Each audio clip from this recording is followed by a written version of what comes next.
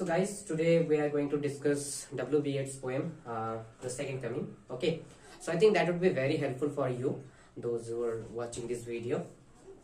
So দেখো W.B. Yeats, ঠিক আছে, প্রথমে আমাদেরকে জানতে হবে W.B. Yeats এর পুরো নামটা কি।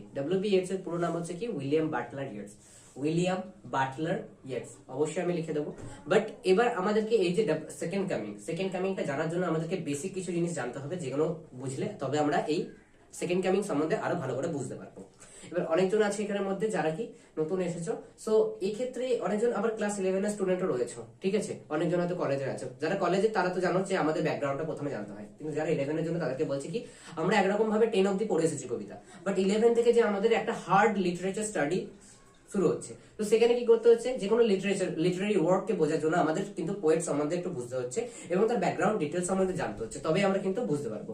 সেই জন্য আমি কি তোমাদেরকে প্রথমে W.B. এর সম্বন্ধে একটা ইন্ট্রোডাকশন দেবো, যে ইন্ট্রোডাকশনটা তোমাদের পক্ষে হেল্পফুল হবে এটা বোঝার জন্য, সেকেন্ড কামিং বোঝার জন্য, অ্যাজ ওয়েল অ্যাজ আমি একটা ব্যাকগ্রাউন্ড ডিটেলস অবশ্যই দেবো এখানে, ঠিক আছে। তো প্রথমে চলো শুরু করা যাক। তাহলে প্রথমে আমাদেরকে যেটা জেনে নিতে হবে সেটা হচ্ছে W.B. Yeats. Who is W.B. Yeats?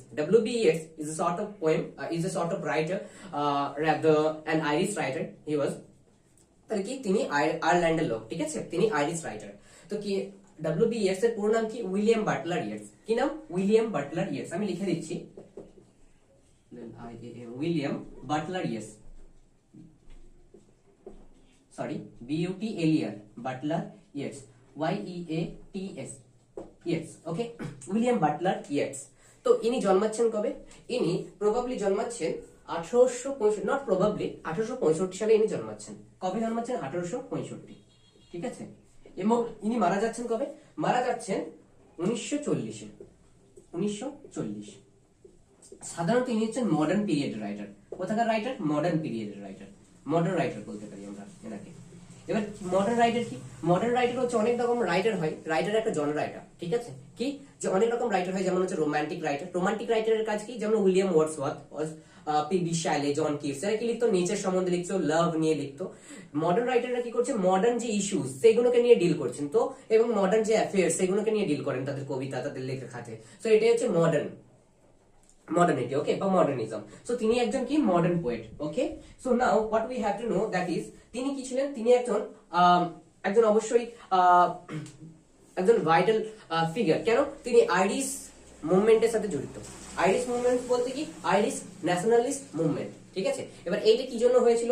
Irish nationalist movement হয়েছিল আয়ারল্যান্ডের ফ্রিডমের জন্য। যেমন ইন্ডিয়া কি ব্রিটিশের আন্ডারে ছিল, ব্রিটিশ রুলস এর আন্ডারে ছিল, সেখানে অনেক রকম পোয়েট, যেমন আমরা এখানে সবথেকে বেস্ট যদি কম্পেয়ার করি কাজী নজরুল ইসলামের সাথে, তাহলে খুব ভালো হয়। কাজী নজরুল ইসলাম কি ছিলেন? বিদ্রোহী কবি। আমাদের বিদ্রোহ করার জন্য বিভিন্ন ধরনের তিনি ইন্সপিরেশন মূলক আর কি কবিতা লিখে গেছেন। তেমন W.B. Yeats কিন্তু একটু জড়িত ছিলেন তার কি আইরিশ ন্যাশনালিস্ট মুভমেন্টের সাথে, ঠিক আছে। তবে আয়ারল্যান্ড কবে ফ্রিডম হয়েছিল? আয়ারল্যান্ড ফ্রিডম পেয়েছিল 1922 খ্রিস্টাব্দে, ঠিক আছে। তাছাড়াও তিনি রয়েছেন কি কেল্টিক টুয়াইলাইটের সাথে যুক্ত, অথবা আইরিশ লিটারারি রেনেসান্সের সাথে জড়িত, এবং তিনি একজন কিন্তু খুব ভালো প্লে রাইট মানে কি নাট্যকার, ঠিক আছে। তাছাড়াও তিনি তিনি তাছাড়াও 1923 খ্রিস্টাব্দে, কবে? 1923 খ্রিস্টাব্দে তিনি কিন্তু নোবেল অ্যাওয়ার্ড পাচ্ছেন, নোবেল পুরস্কার পাচ্ছেন, ঠিক আছে। এইটা হচ্ছে ব্যাপার। তার মানে বুঝতেই পারছো W.B. Yeats কিন্তু সাধারণ কোনো পোয়েট না, তিনি কিন্তু Nobel awarded, okay. So we have to keep it on our mind. এবার যেটা আমাদেরকে বুঝতে হবে, ভেরি ভেরি ইম্পর্টেন্ট, যখনই তুমি আজকে শুধুমাত্র সেকেন্ড কামিং পড়াচ্ছি না, যখনই তোমরা যে কোনো W.B. Yeats এর যে কোনো জিনিস পড়বে, তখনই এই কথাগুলোকে মাথায় রাখবে, দেখবে তোমার W.B. Yeats কিন্তু সোজা হয়ে গেছে। আমি তোমাকে বলে দিচ্ছি, এই যে কিওয়ার্ডস গুলো অলওয়েজ মনে রাখবে যে কোনো অ্যানালাইসিসে। এই ক্লাস সব থেকে আমি তোমাদেরকে এখানেই বলে দিচ্ছি যেটা, সেটা সব সময় মানে সব সময় W.B. Yeats এর মধ্যে কিন্তু তোমরা দেখতে পাবে, ঠিক আছে। কি কি? প্রথম কিছু তার রাইটিং স্টাইলটা জেনে নি। রাইটিং স্টাইলটা বুঝতে পারলে কিন্তু তার পুরো যে কোনো লেখা আমরা কিন্তু অ্যানালাইসিস করতে পারবো। তাহলে রাইটিং স্টাইলের মধ্যে কি কি রয়েছে? প্রথম যেটা দেখতে পাই সেটা হচ্ছে তিনি একজন সিম্বলিস্ট পোয়েট। তাহলে সিম্বলিস্ট পোয়েট কি? সিম্বলিস্ট পোয়েট হচ্ছে যিনি সিম্বল ইউজ করেন, অর্থাৎ কি সিম্বল ইউজ করে বা ইমেজারি ইউজ করেন, তার লেখাতে ইমেজারি ইউজ করে অন্য জিনিসকে প্রেজেন্ট করার চেষ্টা করেন, ঠিক আছে। তিনি হচ্ছেন সিম্বলিস্ট পোয়েট, সিম্বল ইউজ করে করে লেখেন, ঠিক আছে। নেক্সট কি হচ্ছে? তিনি মাইথোলজি পান, folk tales, mythology. And what is folk tales and mythology? Mythology হচ্ছে পুরানো সে গল্পগুলো, ঠিক আছে। মাইথোলজিক্যাল ব্যাপার, যেমন আমাদের ইন্ডিয়াতে অনেক রকম মাইথোলজিক্যাল ব্যাপার রয়েছে, সেরকম মাইথোলজিকে আর কি পুরনো দিনের কথা, পুরনো দৈবিক ঘটনা, এই সবকে নিয়ে জড়িত হয়ে তিনি লেখেন কিন্তু, ঠিক আছে। তাহলে mythology and folk tales we will get to see inside his poem. Okay, and after that কি হচ্ছে love and agony, love দেখতে পাই, ঠিক আছে, and agony, agony মানে কি কষ্ট, ঠিক আছে, কষ্ট, পুরনোকে মনে করে একটা কষ্ট, সেই কষ্টের ব্যাপারটা আমরা কিন্তু ডব্লিউ.বি. ইয়েটস এর মধ্যে দেখতে পাই তার লেখাগুলোর মধ্যে, ঠিক আছে। এন্ড কি দেখতে পাই, ওল্ড এজ, পুরোনো দিনের কথা কিন্তু আমরা দেখতে পাই, ঠিক আছে, তার লেখার মধ্যে। নেক্সট হচ্ছে কি রোমান্টিসিজম, একটু একটু চোখে পড়ে, রোমান্টিসিজম রয়েছে তার লেখাতে, কিছু কিছু লেখাতে ধরা পড়ে না, কিছু কিছু লেখাতে পড়ে। আর কি হচ্ছে ফোকাস করে লাভেতে ফোকাস আছে অবশ্যই। আর কি হচ্ছে, আর সব থেকে বেশি যেটা লঙ্গিং এন্ড লস দেখতে পাই। লঙ্গিং এন্ড লস মানে কি চাওয়া এবং লস, হারিয়ে ফেলা, চাইবো কিন্তু পাবো না, এরকম একটা ব্যাপার কিন্তু ডব্লিউ.বি. ইয়েটস এর মধ্যে, ডব্লিউ.বি. ইয়েটস এর লেখাতে আমরা কিন্তু দেখতে পাই, ঠিক আছে। তাছাড়াও কি দেখতে পাই, সেন্সিবিলিটি এন্ড মিস্টিসিজম, তার মধ্যে একটা মিস্টিক ব্যাপার থাকে। মিস্ট্রি বলতে কি, মিস্ট্রি মানে রহস্যপূর্ণ একটা ব্যাপার থাকে, এবং sensibility. Okay, so what is sensibility? Sensibility হচ্ছে স্পিরিচুয়াল একটা ব্যাপার, স্পিরিচুয়ালিটি থেকে তিনি উন্মুক্ত হন, ঠিক আছে, লেখাতে তার মধ্যে স্পিরিচুয়ালিটি অনেকভাবে প্রভাব ফেলেছে।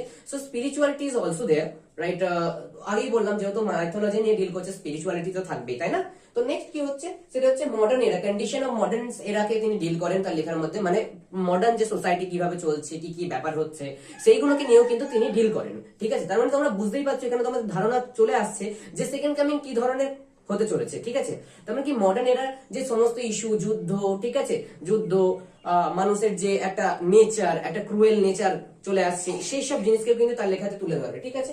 এরপর নেক্সট যেটা হচ্ছে কি রিয়েলিস্টিক একটা অ্যাপ্রোচ পাই, মানে রিয়েলিটি কে নিয়ে তুলে ধরেন, মানে কবিতা, কবি, এইসব সম্বন্ধে আমাদের যখন মাথায় আসে সব থেকে প্রথম চিন্তা আসে কবিতা মানে তো একটা আলাদা লেভেলের ইমাজিনারি একটা ব্যাপার থাকে, কিন্তু না, কবি এখানে ডব্লিউ.বি. ইয়েটস এর লেখাতে কিন্তু আমরা রিয়েল যে ব্যাপারগুলো থাকে তিনি সেগুলোকে নিয়ে কিন্তু ডিল করেন। তাহলে কি করেন, ডব্লিউ.বি. ইয়েটস অলওয়েজ রিয়েলিটিকে তার লেখাতে তুলে ধরার চেষ্টা করেন, বাট কিসের মাধ্যমে, ইমেজারি এন্ড সিম্বলের মাধ্যমে। এইটা হচ্ছে কি তার রাইটিং স্টাইল। তাহলে এরপর যেটা আছে সেকেন্ড কামিং এর কিছু ডিটেলস নিয়ে, যেগুলো খুবই ক্রুশিয়াল, যেগুলো তোমাদের হয়তো অবজেক্টিভসে আসতে পারে অথবা এমসিকিউ তেও কিন্তু আসতে পারে। তাহলে কি সেকেন্ড কামিং, প্রথমে আমাদের কি জানতে হবে, এর রিটেন ডেট, কবে লেখা হয়েছিল। অ্যাকচুয়ালি সেকেন্ড কামিং যেটা লেখা হয়েছিল সেটা হচ্ছে রিটেন ডেট, যেটা হচ্ছে 1919 এ লেখা হয়। সেকেন্ড কামিং কবে লেখা হয়, 1919 এ কিন্তু লেখা হয়েছিল। তাহলে কি 1919, তোমরা যদি দেখো এই টাইমটা, তাহলে তোমাদেরকে আমি কি বললাম, মডার্ন এরাকে নিয়ে এটা ডিল করছে, তাই তো। তাহলে এই যে সেকেন্ড কামিং যেটা রয়েছে, সেকেন্ড কামিং ডিল করছে যেটাকে নিয়ে, সেটা হচ্ছে এই 1919 এর আগে যেসব ঘটনা ঘটেছে মর্মান্তিক, সেগুলোকে নিয়ে কিন্তু ডিল করবে। যদি আমি এটা আরো ডিটেইলে ডিসকাশনে গিয়ে তোমাদেরকে বলছি কিরকম ভাবে ডিল করছে, যাই হোক। তো এটা হচ্ছে রিটেন হিস্ট্রি। তাহলে কি লেখা হয়েছিল 1919 এ, এবার তো এটা পাবলিশ হতে হয়েছিল না, তো পাবলিকেশনটা কবে হয়েছিল, পাবলিকেশনটা কিন্তু অনেক ভাবে হয়েছিল, মানে অনেক জায়গায় পাবলিশ হয়েছিল। তার মধ্যে প্রথম পাবলিকেশন, যদি তোমাদেরকে পরীক্ষায় আছে যে first publish, when it was first published, on that time you have to write that in 1920, in 1920, ঠিক আছে। 1920 তে প্রথম পাবলিশ হয়েছিল। কোথায় পাবলিশ হয়েছিল, ডায়ালে, ডায়াল বলে একটা ম্যাগাজিন আছে, ডায়ালে পাবলিশ হয়েছিল। এটা কিন্তু অবজেক্টিভস এর জন্য খুব important, that is very very important. Okay, and for your MCQ types question, okay, it is very much important. So ডায়ালে পাবলিশ হয়েছিল, ফার্স্ট পাবলিকেশন হচ্ছে কি ডায়ালে। সেকেন্ড পাবলিকেশন হয়েছিল কোথায়, সেকেন্ড পাবলিকেশন হচ্ছে আবার কত, 1921 এ হচ্ছে। কোথায়, কত, 1921 এ কোথায় হচ্ছিল, তার নাম হচ্ছে একটা কালেকশনে পাবলিশ হয়েছিল, সেটা কি Michael Roberts, MICHEL, Michael Roberts, and the dancer, এইটা একসাথে নামটা, হ্যাঁ। সো এইটা হচ্ছে পুরো নামটা। সো এই যে এই কালেকশনটা কিন্তু পাবলিশ হয়েছিল। এন্ড আফটার দ্যাট কিন্তু দ্য টাওয়ারও পাবলিশ হয়েছিল 1927 সালে, বাট লাস্টেরটা না জানলেও হবে, এই দুটোকে কিন্তু জানতে হবে, most important. Okay, so but তোমাদের পরীক্ষা কিন্তু এটা আসতে পারে যে when it was published, যখন বলবো when it was published, তাহলে অবজেক্টিভস যদি আসে তোমাদেরকে 2 নম্বরে যদি প্রশ্ন আসে, তাহলে 2 নম্বরে দুটো ডেটকে তোমাদের তুলতে হবে। আর যদি তোমাদেরকে বলে দেয় যে when it was first published, তখন কিন্তু তোমাকে শুধুমাত্র এটা লিখতে হচ্ছে, ঠিক আছে। এটা কিন্তু এমসিকিউ এর জন্য ইম্পর্টেন্ট, আর অবজেক্টিভস এর জন্য ইম্পর্টেন্ট। এরপর কি জানতে হবে, এটার ফর্মটা কিরকম। এটা হচ্ছে সনেট। এটা কি হচ্ছে, সনেট। যদিও অনেকজনের বইয়ে কিন্তু এটা সনেট আকারে নেই, কিন্তু এটা সনেট, 14 লাইন। হ্যাঁ, হয়তো গুনবে, তোমাদের হয়তো 11 যারা আছো, 11 বইতে যখন গুনবে এটা দেখবে 14 লাইন পাবে না, বেশি লাইন পাবে। কিন্তু অ্যাকচুয়ালি ওটা কি একটা লাইনের সাথে একটা লাইন মিক্স করে দিয়েছে, যার জন্য 14 লাইন দেখাচ্ছে না ওটা, কিন্তু অ্যাকচুয়ালি এটা সনেট 14 লাইনের, ঠিক আছে। So keep it on mind. এরপর যেটা হচ্ছে টাইটেলটা কোথা থেকে এসেছে, অ্যাকচুয়ালি এর টাইটেলটা কি, ইন্সপিরেশন কি, এটা জানতে হবে। তাহলে কি টাইটেল কোথা থেকে আসছে, এগুলো কিন্তু জানতে হবে, because you can be asked this kind of question, okay, and this is very important. So title কি, যদিও সেকেন্ড কামিং এর প্রথম নাম কিন্তু সেকেন্ড কামিং ছিল না, কি নাম ছিল এর, সেকেন্ড বার্থ। কি নাম ছিল, সেকেন্ড বার্থ। তাহলে সেকেন্ড কামিং এর ফার্স্ট টাইটেল কি ছিল, first title was second birth, SECOND, second birth, BIRTH, birth. So second birth was the first title of this poem, and after that কি হচ্ছে, তারপর তিনি এটাকে যখন ফার্স্ট পাবলিকেশনে মানে লিখেছিলেন সেকেন্ড বার্থ হিসেবে, যখন পাবলিশ করতে গেলেন তখন তার নামটা ট্রান্সফার হয়ে গিয়ে কি হয়ে গেল, second coming. See okay, second coming, that is the thing. এরপর যেটা রয়েছে মেইন জিনিসটা, যেটা তোমরা জানলে, তোমরা আশা করি সেকেন্ড কামিং এখানে পড়ার আগেই বুঝে যাবে, সেটা হচ্ছে কি থিমস। কি কি থিমস, মানে এই যে কবিতার ভেতরে কি কি থিম দেখতে পাবো। প্রথম কথা হচ্ছে সিভিলাইজেশন, ক্যাওস এন্ড কন্ট্রোল। কি কি বললাম, সিভিলাইজেশন দেখতে পাবো, ক্যাওস দেখতে পাবো, কন্ট্রোল দেখতে পাবো। সিভিলাইজেশন মানে সভ্যতা, ক্যাওস হচ্ছে কি একটা চেঁচামেচি, বিশৃঙ্খলা, হ্যাঁ, এবং কি দেখতে পাবো, কন্ট্রোল দেখতে পাবো, একে অপরের উপর কন্ট্রোল করে বসেছে, এই যে চাহিদা, এই লোককে কন্ট্রোল করার যে চাহিদা, এগুলো নিয়ে তিনি ডিল করছেন। মানে কি একটা দেখতে পাবো এর মধ্যে একটা বিশৃঙ্খলার একটা ব্যাপার রয়েছে, ঠিক আছে, পৃথিবী একদম একটা বিশৃঙ্খলায় প্রবেশ করেছে, এরকম একটা জিনিসকে নিয়ে তিনি দেখাচ্ছেন তার কবিতাতে, ঠিক আছে। নেক্সট থিম যেটা দেখতে পাবো সেটা হচ্ছে মোরালিটি এন্ড ক্রিশ্চিয়ানিটি। ক্রিশ্চিয়ানিটির সম্বন্ধে একটা মানে ক্রিশ্চিয়ান যে একটা বিলিফ রয়েছে, সেই বিলিফটাকে আমরা কিন্তু এখানে দেখতে পাবো। আর কি দেখতে পাবো, আর হচ্ছে মোরালিটি দেখতে পাবো। মোরালিটি মানে হচ্ছে মানবিকতা, মানবিকতার যে কি অবস্থা বর্তমান এরাতে আছে না নেই, সেটা সম্বন্ধে কিন্তু কবি এখানে তুলে ধরছেন, ঠিক আছে। নেক্সট যেটা দেখতে পাবো সেটা হচ্ছে কি cyclic journey, creation and destruction. Cyclic journey বলতে কি আমরা রিবার্থে বিশ্বাস করি, যেহেতু প্রথমেই বললাম এটার নাম কি ছিল, দ্য সেকেন্ড বার্থ, মানে কি কবি একটা সেকেন্ড বার্থ, কারণ একটা সেকেন্ড বার্থের কথা বলছেন, ঠিক আছে। তো এখানে কি কবি বলছেন, এখানে সাইকেলিক জার্নি মানে আমাদের কি হয়, মৃত্যু হয় আবার সৃষ্টি হয়, মৃত্যু হয় আবার সৃষ্টি হয়, আবার মৃত্যু হয় আবার সৃষ্টি হয়। তো কবি এটাকেই তুলে ধরছেন তার কবিতায়, ঠিক আছে, সেটাই হচ্ছে সাইকেলিক জার্নি। আর এখানে এই যে সেকেন্ড বার্থ, কার সেকেন্ড বার্থ, এখানে জিসাস ক্রাইস্ট, অর্থাৎ ক্রিশ্চিয়ানিটি, আগেই বললাম মাইথোলজিকে নিয়ে ডিল করছেন, তিনি খ্রিস্টান ধর্মে বিশ্বাসী। তাহলে খ্রিস্টান ধর্মে জিসাস ক্রাইস্টের কথা বলছেন, এখানে সেকেন্ড বার্থ কার, জিসাস ক্রাইস্ট, সেকেন্ড কামিং কার, জিসাস ক্রাইস্ট, অর্থাৎ জিসাস ক্রাইস্ট আসবেন এবারে আমাদেরকে আবার সালভেশন দিতে। যদিও এটা তোমরা কিন্তু তোমাদের নিজস্ব ধর্মের সাথে করতে পারো, যেমন কি একটা কোটেশন এখানে বলে রাখা উচিত, যেটা হচ্ছে আমাদের হিন্দুর মাইথোলজি সম্বন্ধে জড়িত, যাই হোক এটা পরে বলবো। তো কি হচ্ছে, এখানে জিসাস ক্রাইস্টের সেকেন্ড বার্থ হিসেবে দেখাচ্ছে, তার মানে কি এটা একটা সাইকেলিক জার্নিকে ইন্ডিকেট করছে, ওকে। এন্ড আফটার দ্যাট কি জানতে হচ্ছে, এবং আর তারপর কি ডিল করছে, এখন বর্তমানে যে ডিস্ট্রাকটিভ কন্ডিশন রয়েছে, মানে সবকিছু ধ্বংস করে হচ্ছে, লোভ লালসায় ভর্তি হয়ে গেছে, এদিক ওদিকে মারামারি হচ্ছে, এই সব জিনিসকে কিন্তু তিনি এখানে ডিল করছেন, কবি ডব্লিউ.বি. ইয়েটস, ওকে। এবার এইগুলো হচ্ছে বেসিক থিমস, এগুলোর উপরে ডিল করছেন কবি।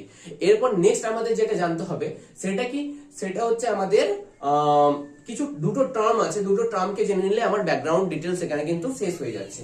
কি দুটো টার্ম তোমাদের জানতে হবে, সেটা হচ্ছে কি, একটা হচ্ছে জায়ার, হোয়াট ইজ জায়ার, জায়ার কি এটা জানতে হবে। তাহলে জায়ার বোঝানোর জন্য তোমাদের এখানে বুঝিয়ে দিচ্ছি, যাতে ওখানে আমার টাইমটা না নষ্ট হয়, ওখানে আমি পুরো ডাইরেক্ট অ্যানালাইসিস করতে পারি, ওকে।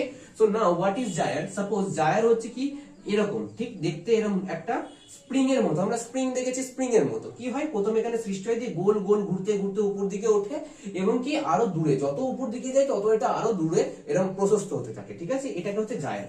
এটা কত বছর, তাহলে এই জায়ার থিওরিতে তিনি বিশ্বাস করেন, এটা কি একটা থিওরি, কোন থিওরি, ক্রিশ্চিয়ানিটির একটা থিওরি, যে নাকি আমাদের যে সিভিলাইজেশন মানব সভ্যতা এরকম জায়ারের মতো সৃষ্টি হয় দিয়ে এরকম ঘুরতে ঘুরতে ঘুরতে ঘুরতে ঘুরতে ঘুরতে মোটামুটি এটা কত বছর ঘুরে, এরকম 2000 বছর, ক বছর, 2000 বছর এরকম ঘুরতে থাকে, হ্যাঁ 2000 পর্যন্ত এরকম ঘুরতে থাকে। তাহলে এটা হচ্ছে কি জায়ার, ওকে।